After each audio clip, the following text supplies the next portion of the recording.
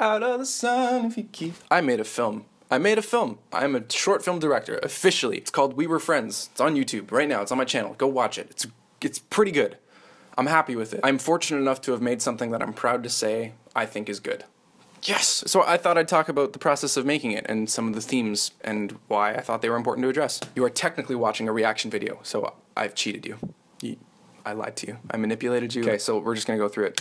First, the title. For the longest time, this was called Walk.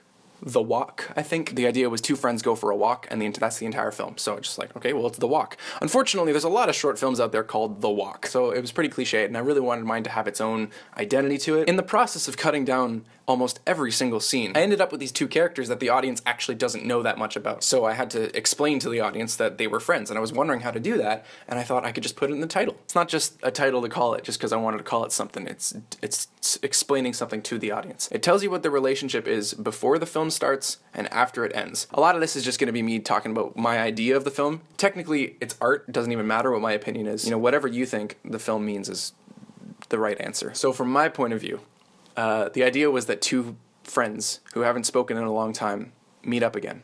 And, you know, maybe one of them had feelings for the other, maybe they both sort of had feelings for each other, but they're just seeing each other again. This is not based on a true story, by the way. This is just something that came to my head because I thought about... The initial film idea was that I wanted to make a film. I wanted to make a film with my brother and a neighbor of mine. I thought, what's the easiest way to do it? Well, I'll just shoot around my neighborhood and just have them talk. So I came up with a couple bits of dialogue, and eventually this sort of framework of a story came about. I had these two characters. I knew what they both wanted out of life, and I really kind of liked them. It really completely transformed into something that I think is really special to me. It wasn't just me wanting to make a film, it was me wanting to make this specific story. So I got some friends together, Khadija and Alex, two acting students in the high school that I was studying in right before I came to Glasgow. And we read it, and then I rewrote it, and then I rewrote it again, then I rewrote it again, then I got some people who I made films with in that high school, Sonia and Nassim. We did a bunch of rehearsals, and it was that was a really handy process to have because I knew what I was working with. If I just jumped right into filming, I would be even worse of a director than I was then.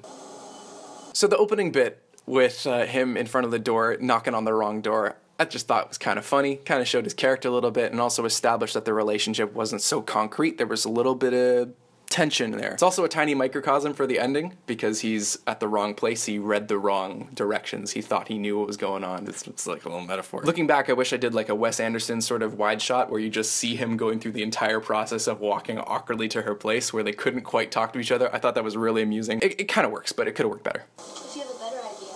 I like that little conversation. I like the idea that you're listening into... They're just having a conversation. They're not, like, explaining to the audience what their relationship is or anything. It's just a little snippet of what would probably be said at that moment. Then she comes around swinging the hat. Khadija hates that shot, and I think it's absolutely adorable. I thought that was a cool moment to... It's sort of a banter that's established between the two of them.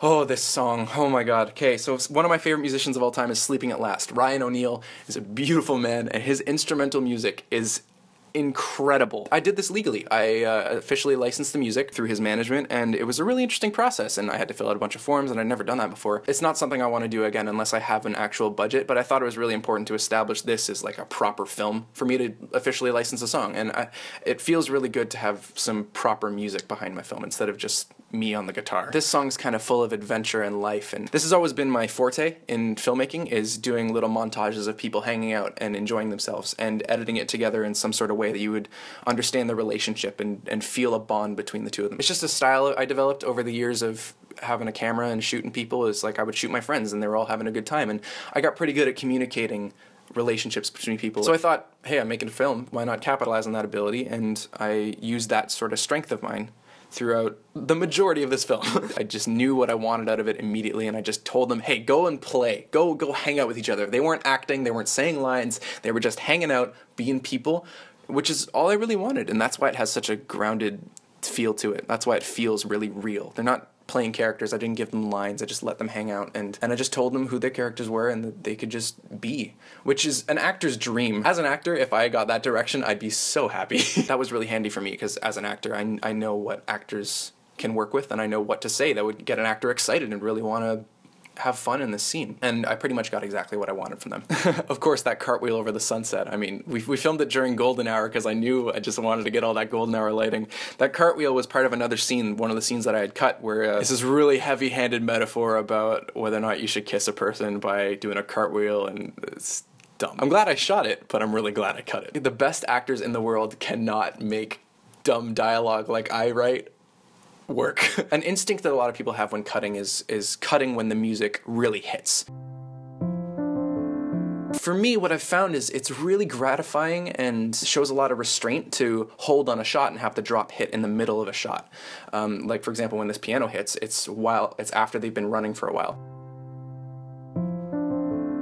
For me, that just speaks a lot more, and there's a lot of soul to it. When the shot first comes on, the music is doing a certain thing, but then the music changes, and now all of a sudden the shot takes on a whole new meaning, and it becomes richer. So yeah, all this was filmed pretty much chronologically because I just got them to play and I just took a shot. I just picked shots very on the fly, very like a J.J. Abrams action scene. Hey guys, go over here, go do that, go skip rocks.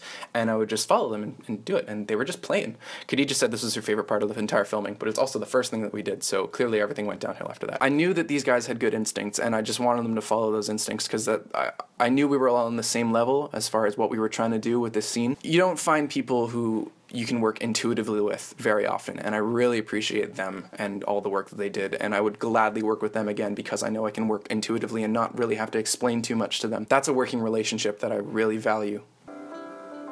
I got so many comments about this match cut. The transition at 106 is actually hallucinogenic. That wasn't intentional. I just I needed to clean up this montage because it was going on for way too long and I really wanted to tighten it. And I wanted to include the beginning and the end of this shot, and I found that there's a bit where it just looks like he just teleports, and that's the beauty about art, is a lot of times that you'll make an intuitive decision and it ends up having a lot of weight to it. And so, you know, that talks about the passage of time and how time flies when you're having fun and how you just end up places with people, and it ends up speaking a lot. It makes the film feel quite alive, to me at least. The process was quite an alive thing because I was writing it as I was editing it. I'm sure film geeks would just love that shot, but I can't take credit for planning that or anything. I love the shot of them both doing kind of individual things. It's collective solitude is one of the best parts about friendship, is when you're able to just do whatever you want with someone and not feel like you have to entertain them. Bam! From him to the rock thrown in. That's, oh, good job, Ben. You know, I just made something that I know I would like to watch. I'm not trying to say it's the best thing ever.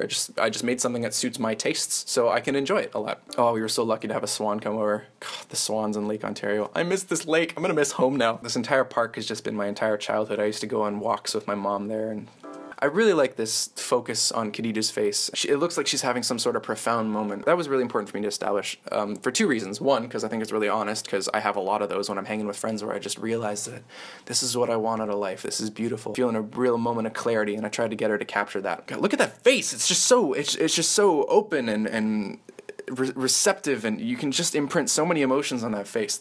Good actor. The other reason was because later on she gets hurt because clearly that wasn't what he thought this was. She thought she was getting such a profound moment of friendship, and it's kind of ruined by him kissing her. Then this is just them playing because they're just so adorable. I told them to be cute, and they just were cute. It was great. This bit, I think, it's effective to me. I don't know if anyone else gets any out of this. Her at the flower garden is supposed to be kind of a bit of a male gaze moment. He kind of thinks that, oh man, I really, really like her. And you can see it in his face as he's looking at her. It's like, I don't know, just this idea of girls and flowers, and they're very delicate, and how he sees that and imprints this sort of desire in him. And I mean, that's where this conflict comes from. Is he sees something in her that makes him want her, and not out of a connection, but something that he wants to have. So it's a little bit of a messed up thing that a lot of guys experience, and I can't really explain it with my words because I feel like the visuals just kind of speak for themselves, but she's just being herself, and he sees it as, I love her, when it's not really love. It's just him seeing what he thinks is beautiful and letting himself get attached to it. I think he decides to kiss her at this moment, actually. Then cuts to their doorway. They're back at the doorway. The original story was that he had recently broken up with his ex-girlfriend, and he wanted to go and talk to her about it, and she was helping him through it while also telling him about what's been going on in her life. And this is the result of that conversation is right here. And there's a little more dialogue I cut out, but it's an answer to a question of, why are you hanging out with me? And she's like, oh, I care about you, and you're not happy right now, so I want to be there for you. Something that a friend would do. And then he goes and ruins it in just a couple seconds.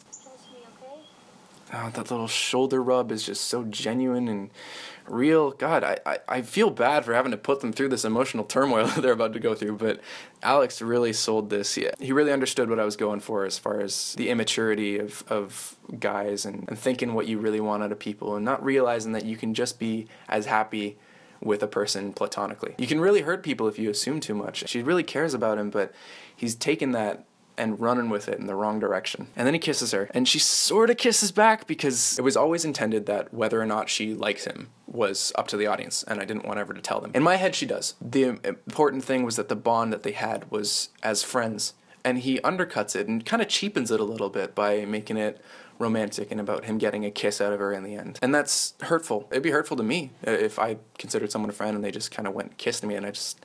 Was that all this was to you? Was that just... And then right there, that face of her just with her eyes closed. Imagine staring at that. Oh, God, it's so brutal. Then my favorite shot of the entire film right here. Oh, God, she's so angry. That face right there. Oh, she's so done with his... That's what it is. Right there is just... this was a really special night to me, but you just made it about getting a kiss out of me. You just... It's kind of objectifying, you know, and she's really feeling that. It's a very complicated feeling that she managed to address. It's just... This is basically my worst fear. That face right there, That's my worst fear. If I went and kissed someone and they made that face at me, I would be so horrified and so mortified with myself. The last thing you see is this really pissed off face, and then she turns around and you never see her face again. That's the last you see of her face, and it cuts away and you just don't see it. Oh, this is a little filmic language happening here. The scene starts off and it's Alex's left side and Khadijah's right side. We're looking at them from a certain angle. Now, I do a thing where I break the 180-degree rule, but she's still on the left side of the screen, so even though I've broken the 180-degree rule, it's still kind of intelligible and you can tell what's going on. But the reason I've breaking the 180-degree rule is because their relationship has changed. I did it very intentionally. Is the point was that their relationship has changed from this kiss and now they're not okay. And to illustrate that,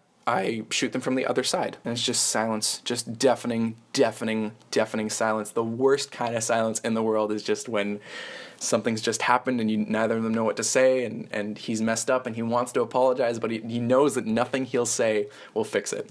Ooh, that door slam. That's a brutal door slam. You don't see it, but you hear it, and you already know what it is. And where you begin, sort of deal. There was initially a bit where he walks down to the bus stop by himself. I just forgot to film it, and I realized that, no, this is where the story ends anyways. So yeah, basically that's my worst fear, put in film.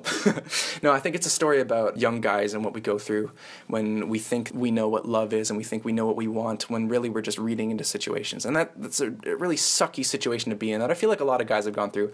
I've never personally been through this exact experience, but I know what it's like to assume too much. I guess the thesis of the film is that being vulnerable is dangerous because you never know what someone's going to do to you when you're vulnerable. If you're around people that you really care about and you're sharing a lot about yourself, they have a lot of power at that point. And if they mess it up, then it could ruin a friendship. So that's the film. Wow, I've been talking for a while in my throat. So that was the short film. We Were Friends. I'd love to make another one sometime. Probably won't be for a while. That film took me 2 years. I'm kind of exhausted from the process. If you like the film, please share it around. I'd love for as many people to see it as possible. It was a really important piece of work to me, and I think it says a lot, and I think that people would get a lot out of it as a film, and especially young guys.